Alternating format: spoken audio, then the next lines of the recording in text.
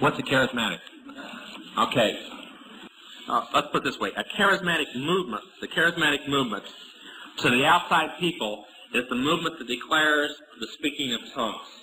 Okay? That is separate from the Pentecostal denominations and churches. Most people do not realize that the Pentecostal churches are not part of the charismatic movement. In fact, many of them oppose it. All right? The charismatic movement, in reality, was one of 3 steps declared back in 1964 to do 2 things. While the main function was to destroy the fundamental church of any type. All right? The Masons was one, and the charismatic church was another. Okay? And then the political maneuvers was the third. Now, most people, they get caught up in the charismatic movement. They don't stand back and watch it. It has 2 distinct signs wherever it goes. If it isn't a fundamental church, it splits it every time. I've never seen any fundamental evangelical church stay the same after it came there. And the other thing it does is it unites all the liberal churches. It has brought the Catholics, the Lutherans, and the Mormons, even the Mormons, the Methodists, the Episcopalians, Presbyterians, everybody together. Now, I'm going to make some quotations. See, I'm not a charismatic, I admit it, but I'm not a Baptist either, so don't say I'm saying it because I'm a Baptist. I'm against it.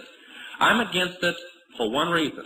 I was on the Council of 13 and had to pay too many millions of dollars out to that organization to accept that it be of God in its leaders, since I know most of its leaders by first-name basis.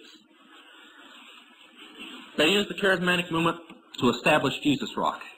I had to deliver a $4 million check that was the second $4 million check that Chuck Smith, that created Calvary Chapel and Maranatha Productions, received from the Illuminati. And he knew it was Illuminati money before you go out of here and say that he didn't.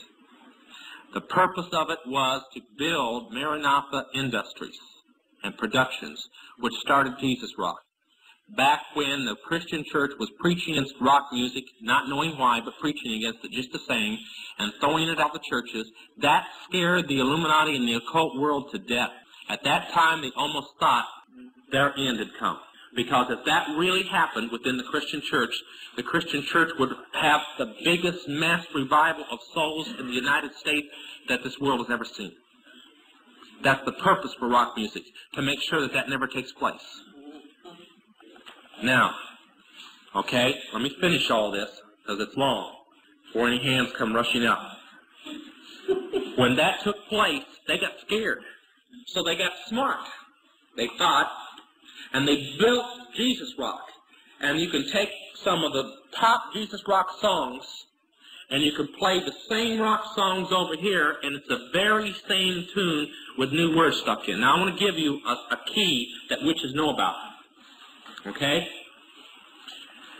The sign of the devil's music, as they say of Lucifer's music, is not the words. It's the music. The power is in the music. The sign of Christian music is not the music.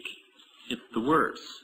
That's why one song written by a group will catch on and will bless Christians' hearts, and others won't. Have you ever wondered why the Gaithers are the #1 group in the United States? It's not because they sing great. It's because of the songs they write and the power in those songs. Now, I know from being in the occult world the power in music. And I'm saying all this because I was the leader of Zodiac. I was going to get on this, and I'm still taking care of yours at the same time. By somebody asked me about rock music, but I'll do it this way. The thing about rock